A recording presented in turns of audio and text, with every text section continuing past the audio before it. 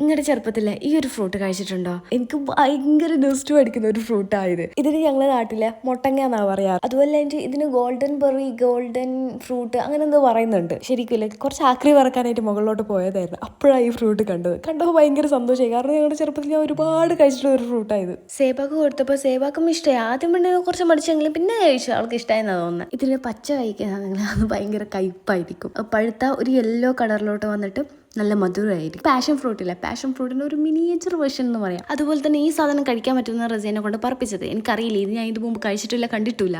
പിന്നെ ഈ റിസ്ക് എടുക്കാൻ പറ്റില്ല എന്ന് പറഞ്ഞാൽ ഞാൻ അത് കഴിച്ചിട്ടില്ല, റസീം കഴിച്ചിട്ടില്ല. പിന്നെ ഈ സാധനം ഇത് ഞാൻ മുമ്പ് കഴിച്ചിട്ടുണ്ട്. ഇത് പഴുത്താലേ നല്ല ടേസ്റ്റ് ഉള്ളൂ. ഈ വിൽമിക്കും പാഷൻ ഫ്രൂട്ടും ഞങ്ങളുടെ അല്ല കേട്ടോ. ഞങ്ങൾ നേരെ തൊട്ടപ്പുറത്തുള്ള വീട്ടിലെ കമ്മ് ഇങ്ങോട്ട് ചാഞ്ഞ് കിടക്കുവാണ്.